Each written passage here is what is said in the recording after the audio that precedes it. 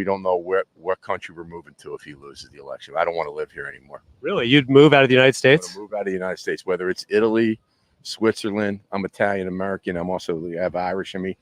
I don't think I want to stay here if he loses. Really? You'd leave the country? I would leave the country. I mean that. Let me ask you a question. Where else in the world could 20 million illegal immigrants enter a nation and be allowed to do it?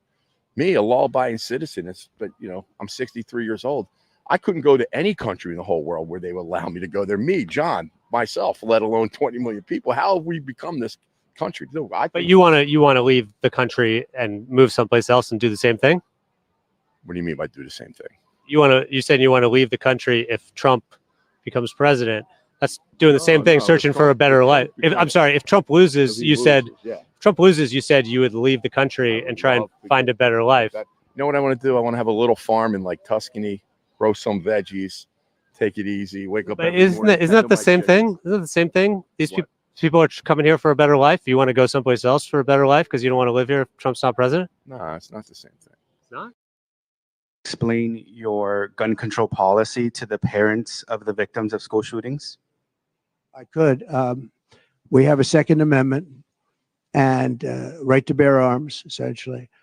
And I'm very strongly an advocate of that. I think you need that. I think that if you ever tried to get rid of it, you wouldn't be able to do it. You wouldn't be able to take away the guns because people need that for security. They need it for entertainment and for sport and other things. Could you explain your... First and foremost, I'm with RNG on this one. Tell Billy Bob to get the packing. I mean, it's just absurd. Leave. Just leave. And then, did you catch the fact that the guy asked us real plainly, what's your gun policy? His gun policy is, I guess, more guns. More guns. Welcome to Let It Be Known. It's Friday. It's just the ignorance. I love when Greer does that because it reminds me so much of All in the Family, Archie Bunker. Because what that show did, and we talked about this before in this program, it just allowed you to see just how insane racist people are. Just that they have no concept. They're the most ignorant. But he can't. I gotta go to Tuscany and sit back on the farm. I think it sounds so great. Go do it now. And the question, great question. Like, okay, so you're doing the same thing. Folks are coming here for a better life. And you saying you're gonna go somewhere else for a better life. Just insane.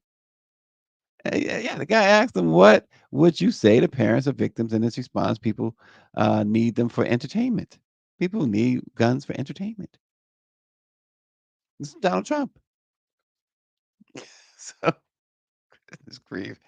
And that's why the whole political system, this idea of this guy being even able to run, and let alone the idiots and the racist people who are supporting him. What world should he be able to run? We was, like I said before on this program, we were in Europe at the beginning of this year, and we had a couple of folks, an Uber driver being one of them, was like, how does he run? He's a French guy, I can't speak French, but how does he run? How did you let him run? He's a convicted felon. He's a madman. This is what the guy said. He's a madman. He's a convicted felon. He's a madman. He says, you guys are messed up in America. And Billy Bob saying he wants to go to Tuscany. He has no clue as if Tuscany wants him. Got several things going on today. Las Vegas Metropolitan Police Department Sergeant Kevin Menon was indicted by a Clark County grand jury this week on charges of oppression, subordination, of perjury, and battery on a protected person. So we're going to talk about this in a minute. Why we're bringing that up, because he is accused of orchestrating a bunch of false arrests on the Las Vegas Strip, and of course his target, black men. Detroit Judge Kathleen Ryan was removed from her docket after secret recordings of her wildly racist phone conversations. They were recorded and made public, and it gets worse. This U.S. injustice system this is another one of those reasons why it is and remains the U.S. injustice system. And we see again, let's look at the theme. Those first two stories, and we're going to get into both of them. The sergeant in Las Vegas targeting black men. And this is what Trump promotes. And then this judge and the racist stuff. Also, this morning, we're going to really, don't want to say it is kind of sad, but it's not apparently not hopeless yet. But y'all remember Ananda Lewis, former MTV V.J. She talks about her breast cancer and the things that she says. I mean, she's reached stage 4, and why her cancer metastasized. It's an eye opener. And she's taking full responsibility for it, and she's trying to do something about it.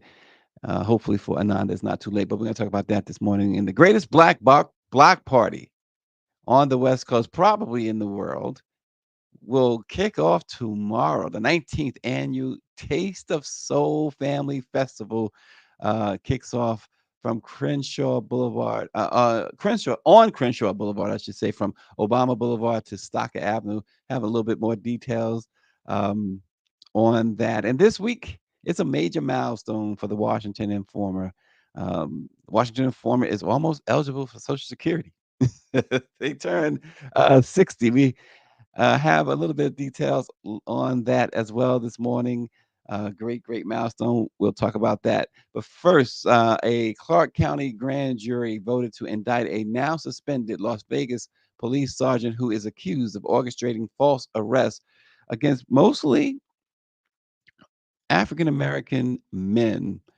The sergeant, Kevin Menon, who's 42 years old, was taken into handcuffs himself after the grand jury indicted him on several charges, including 9 counts of oppression under color of law. He was out of custody in a Las Vegas Justice Criminal Court, which he pleaded not guilty. But he orchestrated these fake arrests by instigating situations with the public. I think we got some video of some of that. That's good. As one of my old favorite sports guys used to say, let's go to the videotape. Do we have audio?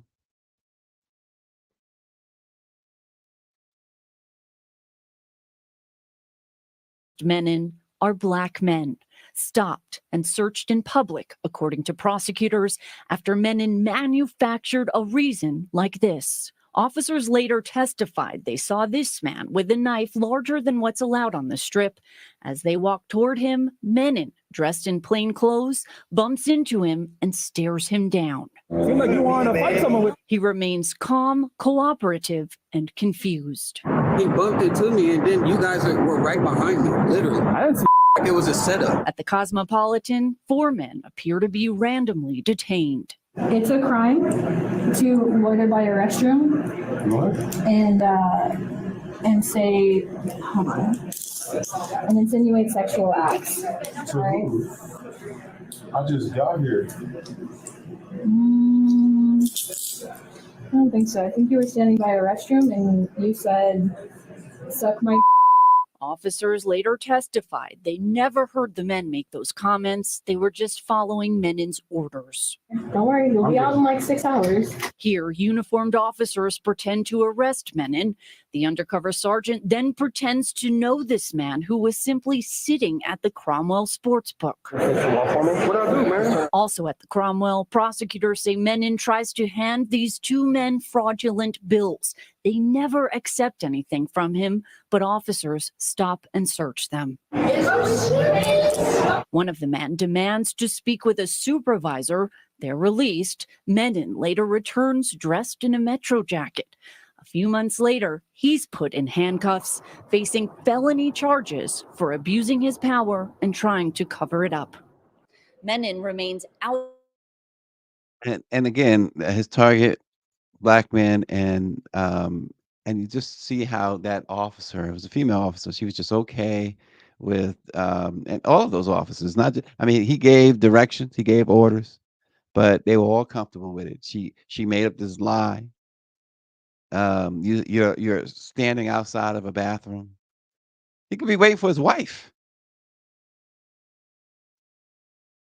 He could be waiting for his wife or his daughter or sister or somebody,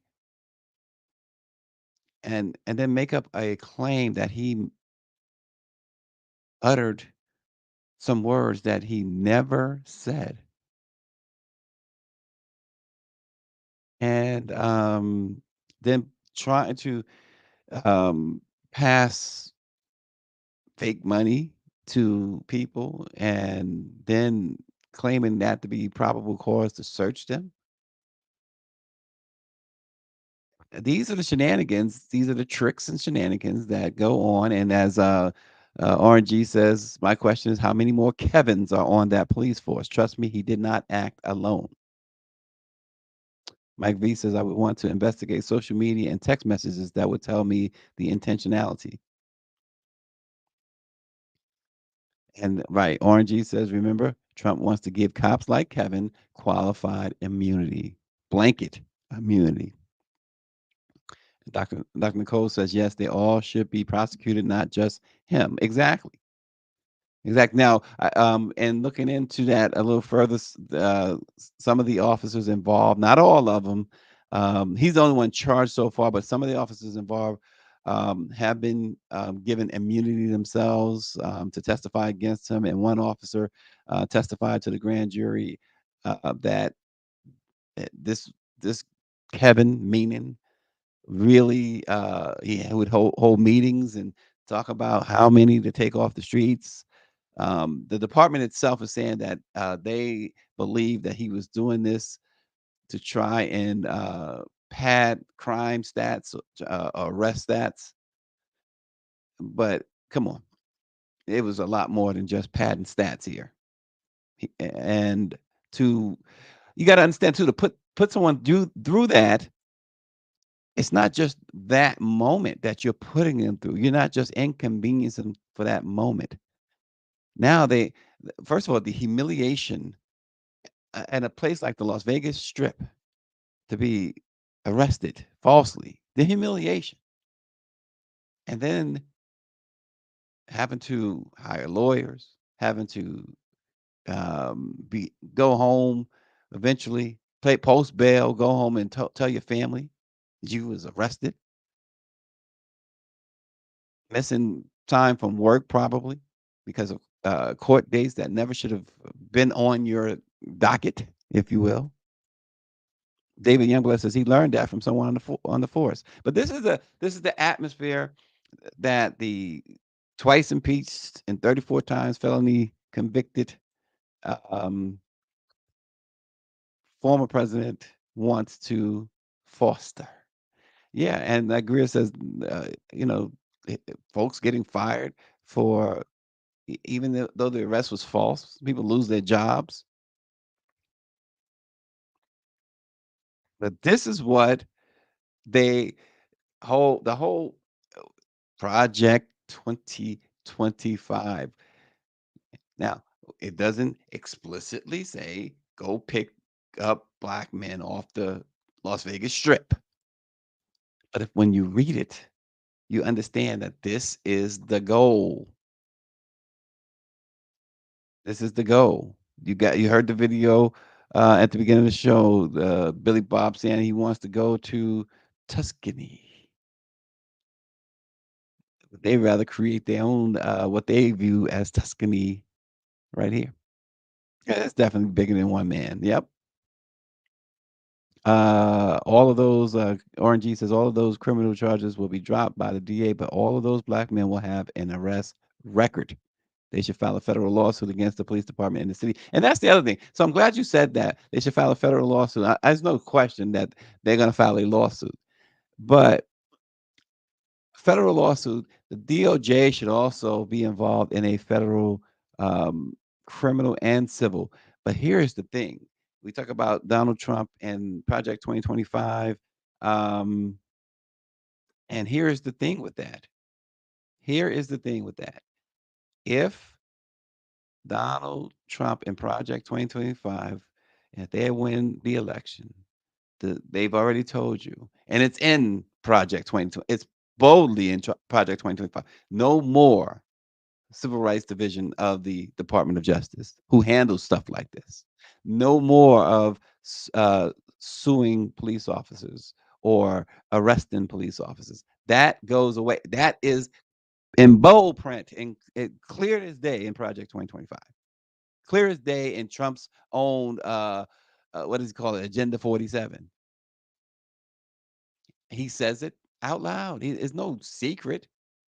And so when I see folks going hard, black folks in particular, the few black folks, the Byron Donalds, I don't mean to say Byron Allen. Byron Allen is a real man, a real person, the Griot's owner, among other things.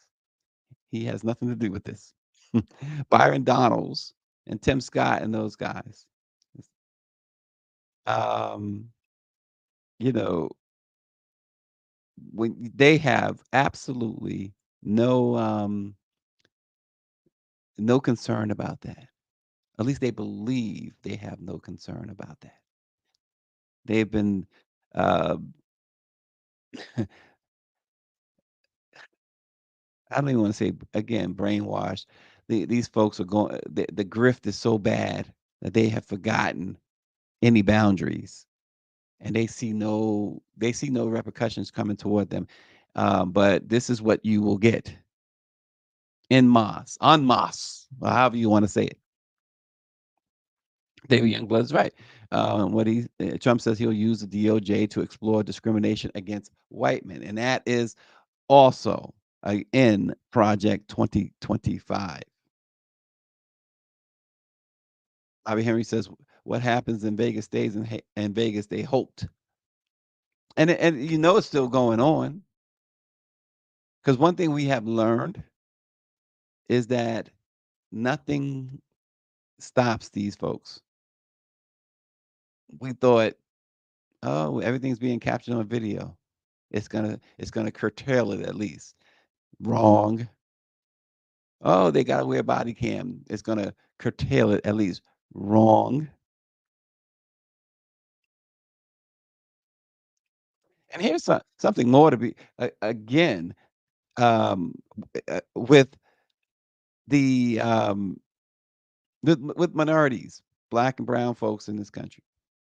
Last month, the Root reported first about the suburban Detroit judge, Kathleen Ryan, being removed from her docket after secret recordings of her wildly racist phone conversations were made public.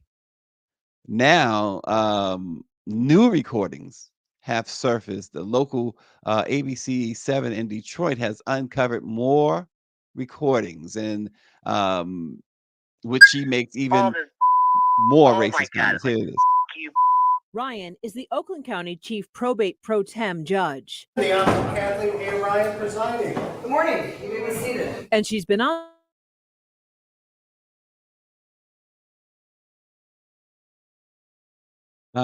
She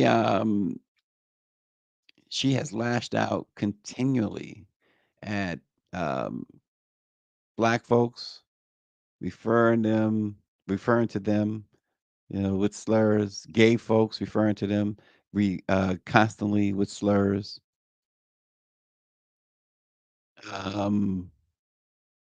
She told one gay man,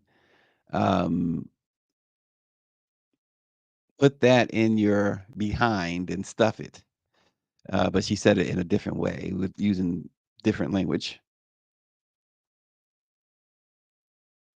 And she says, if you're an American black person, this is on tape. This is on recordings.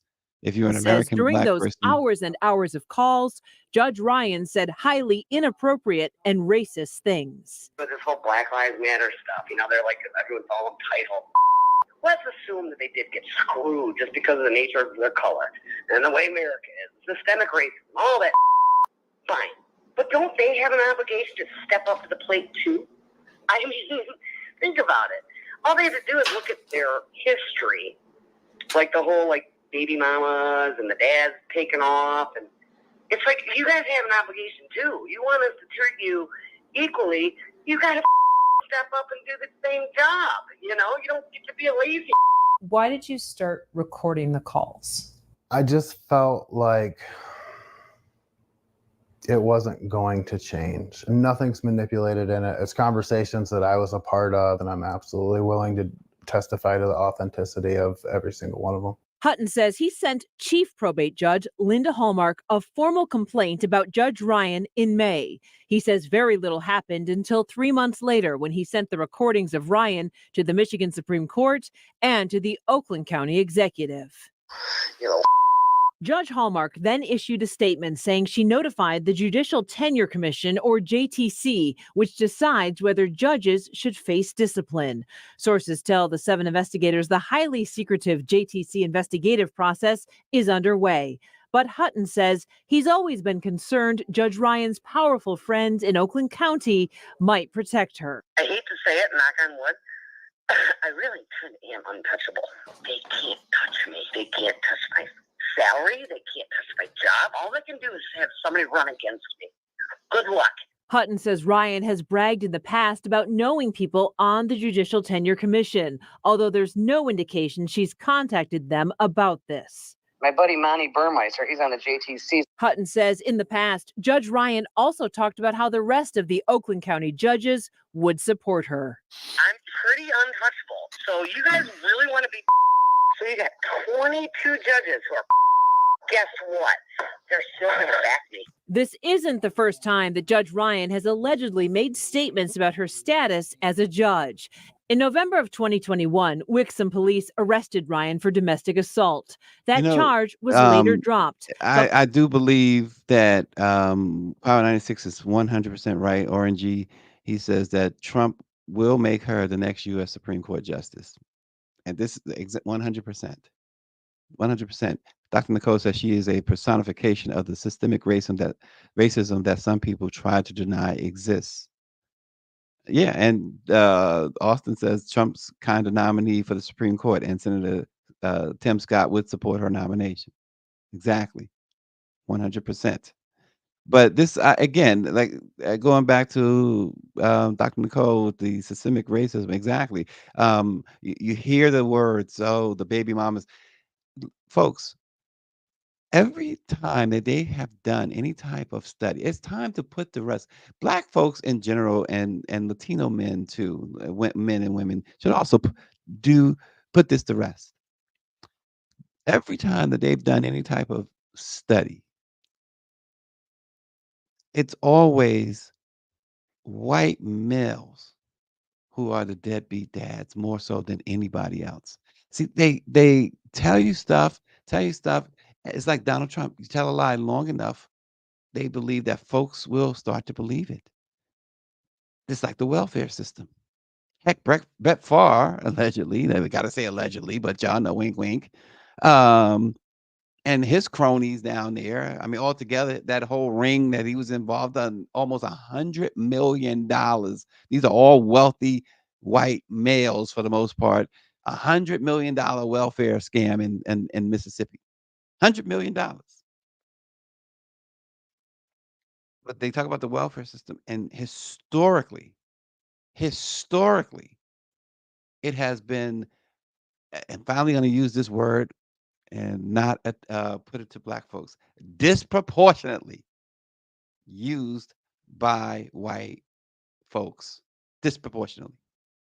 Go check the stats on that. And she goes, they got to work hard. Working hard, black folks working hard in the eyes of racists like that is what we already know and we say it in our homes, we say it in our amongst each other and wherever other platform we get. But we have to work 10 plus times harder than them for them to even recognize that we are even working.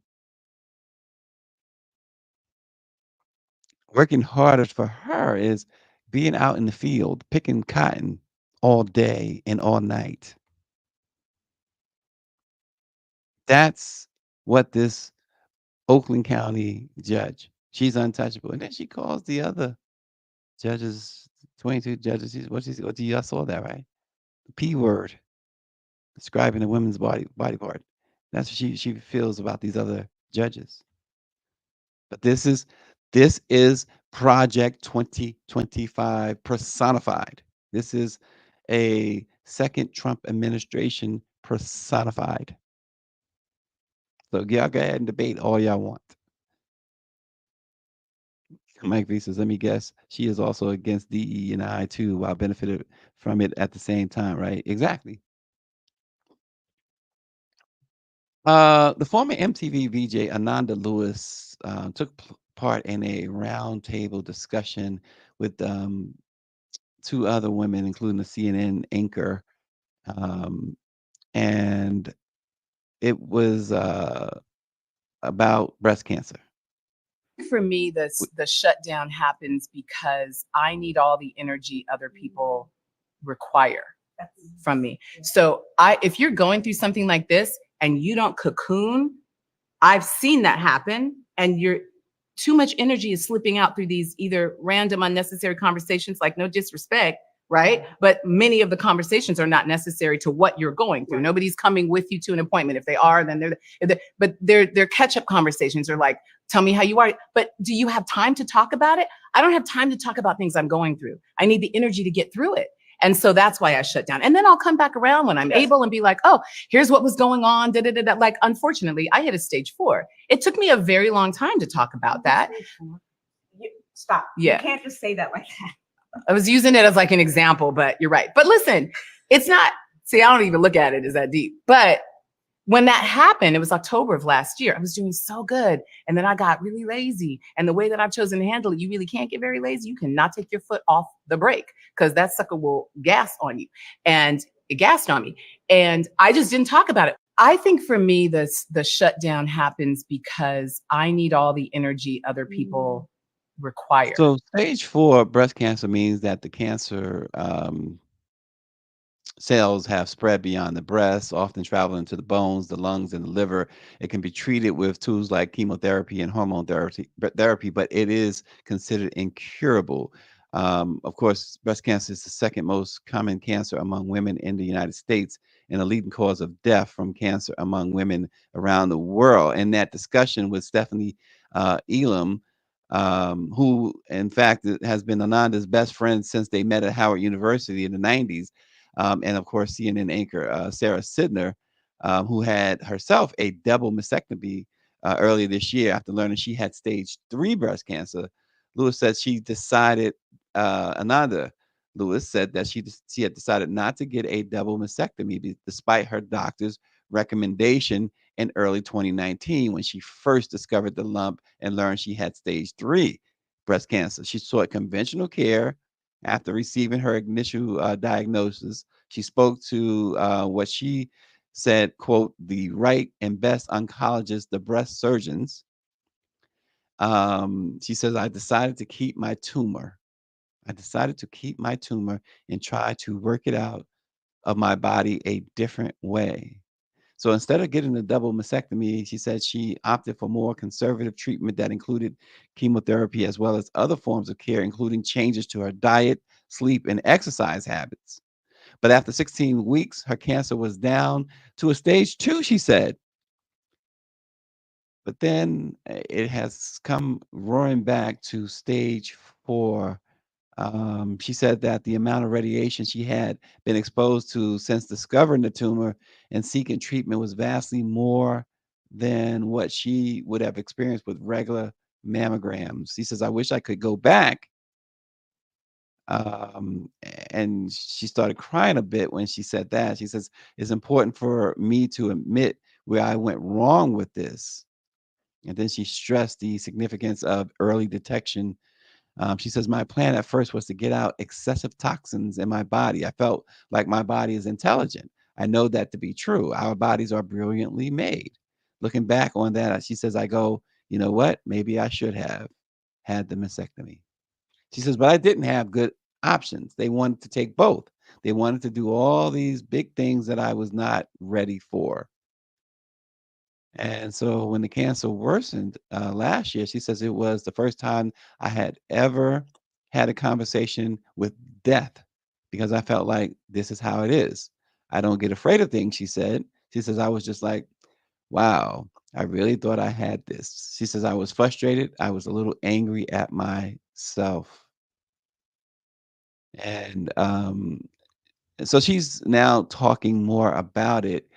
And she even says, sadly, we don't always win. And, our certainly thoughts go out to Ananda, hoping that, uh, she can beat this somehow. They said it's incurable, but she says that right now, she's doing all the things she needs to do. She is taking some medication. She's getting guidance from an oncologist, and she says those medications right now. She says they are working beautifully for me in combination with the other things I'm doing that help support my body. She says I'm really thriving right now. I remember a cousin of mine had taken a state paid vacation, if you will, for a long time. And he had when his vacation was over, I treated him to a Knicks game at Madison Square Garden, and we sat on the floor. And this was way back early 2000s, late 90s, early 2000s. And who sat next to us? Ananda Lewis. And my cousin was losing his mind, and Ananda engaged us, and uh, he was just so smitten with Ananda. I was like, Ananda, don't mess with him. He just came off vacation. You're over your head, Ananda, as gorgeous as you are. But my cousin was really thrilled that we was in the presence of greatness, Ananda Lewis. But we certainly wish Ananda nothing but the best of everything, and hopefully she will still be with us for a long, long time to come, and her family.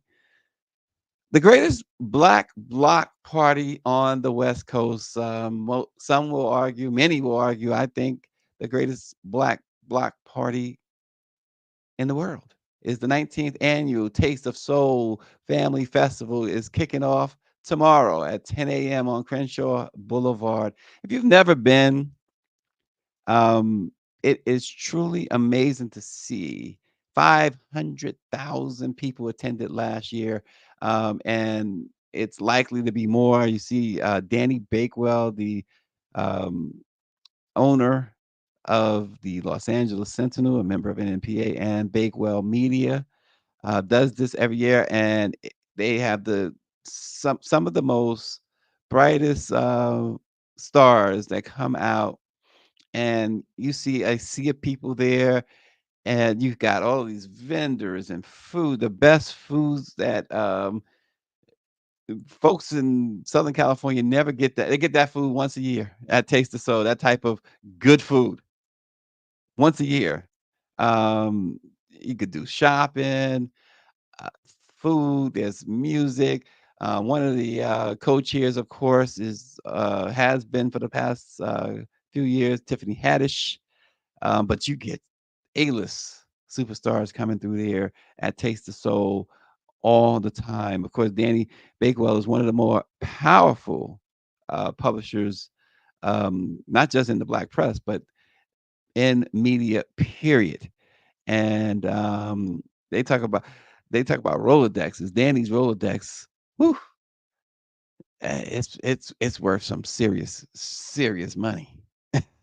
If you can get a hold of his contacts and his phone, whew, You've done something there, buddy.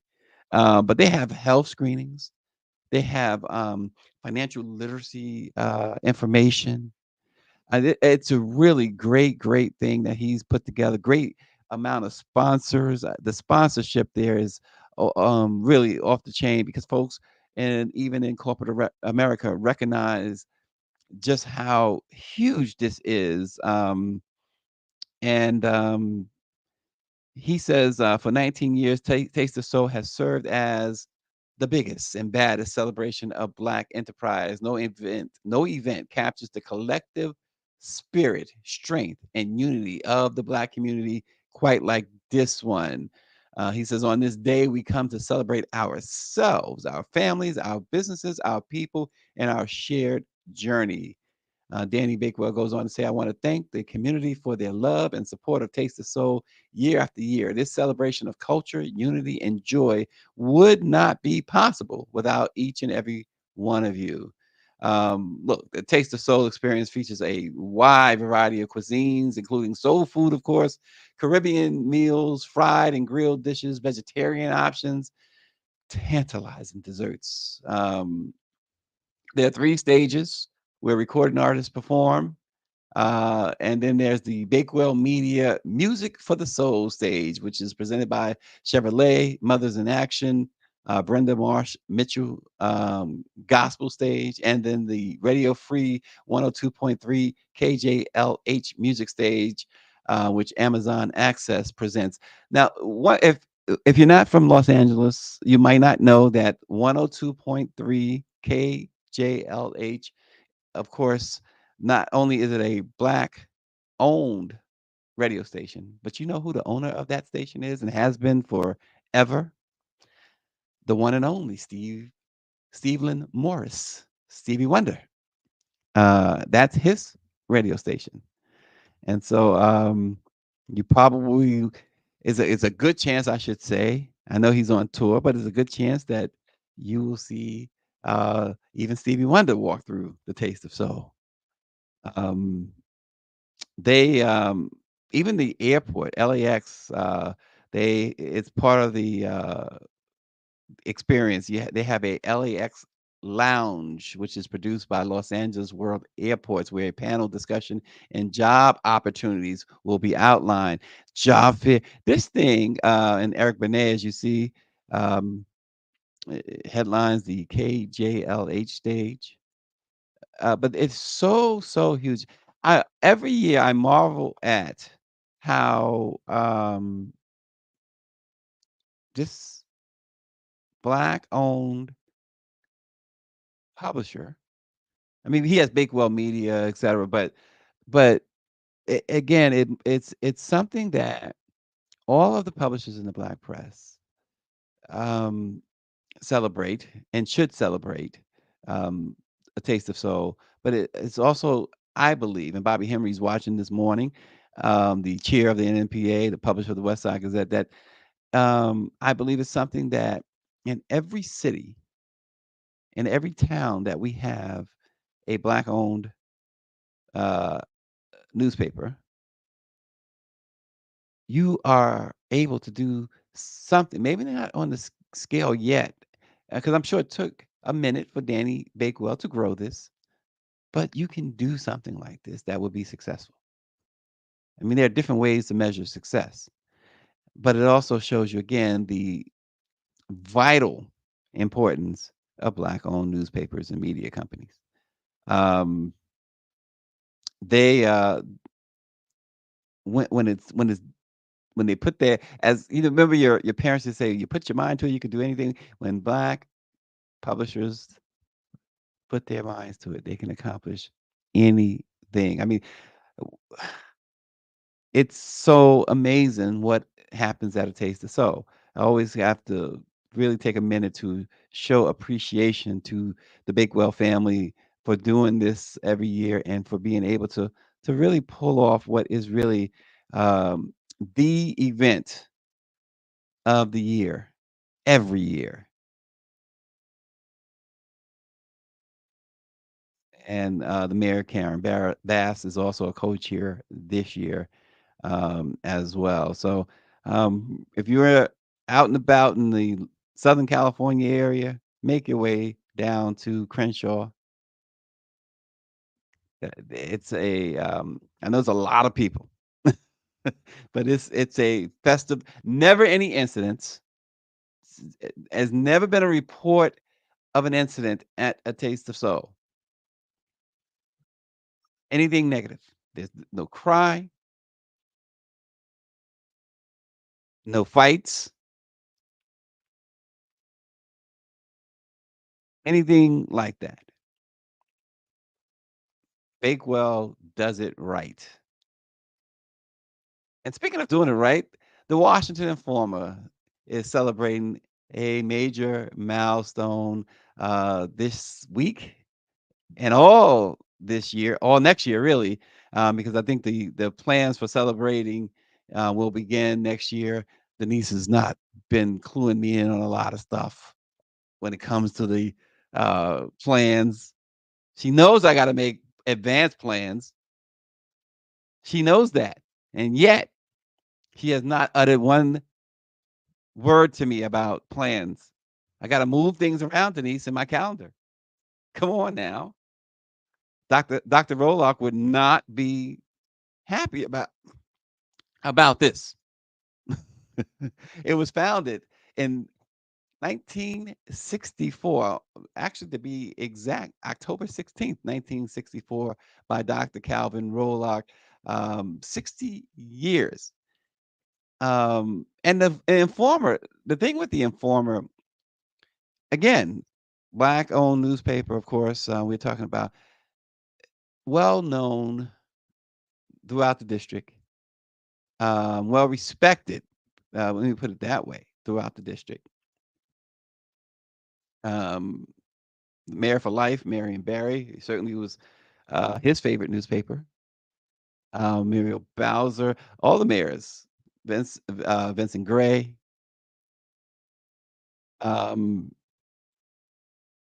They understand the value of the Informer, and not just in Washington, folks. Ever since digital came into play, Denise was not going to just sit back and allow the time to pass her. And so the paper is it's a daily news outlet. And while the focus has been providing positive news to the Black community and remains a focus, you get a lot of serious stuff, from politics to, you know, what's going on locally there in Ward 8 and throughout the district. Orange G says he reads the Informer and he lives in the Deep South. He lives in Louisiana and he's reading the Informer. One of the Informer's earliest columnists, and this is the reach. And one thing about Dr. Calvin Roloff that I learned and hear about a lot is the connections he had. We talked about Danny Bakewell's connections. Well, Dr. Roloff was the same way. And and the thing with him, what I understand about him too is even if folks didn't see eye to eye with him, they respected him. And they respected what he was doing with the Washington Informer. And of course, Denise had to step in after the untimely passing of Dr. Roloff. And I was going to mention that the earliest columnist was a congressman from Texas, Representative Wright Patman. He wrote a weekly column. And in fact, that he's from Texas there's a connection there because Dr. Roloff was a native of Texarkana, Texas. You know who else is from Texarkana, Texas? The founder and leader of the Temptations. So the Informer, also, they have the spelling bee that has become such a huge thing each year in the district. Parades, and they do the peace walks that keeps in mind the legacy of Dr. King. It's the script spelling bee that the Informer does. And of course, now Denise does Let's Talk on WIN TV, Washington Informer News TV, every Friday at noon. So you can catch her today at noon on all of the social media channels of the Washington Informer. So one of the things that Dr. Roloff is remembered for is his motto that Denise repeats a lot. And not that it's a bad thing, but his motto, and this is really something for Black folks. And that's who I believe, and of course she will correct me if I'm wrong. That's who he was really talking about. And the motto is, if it's to be, it is up to me. And Denise says that is still her what she lives by. So the Washington Informer, it is to be, because it was up to Denise. And she's done it. She's carried that torch, and she's carried it well 60 years. And it's such a milestone, 60 years being any Black owned business, right? Black woman owned now, of course.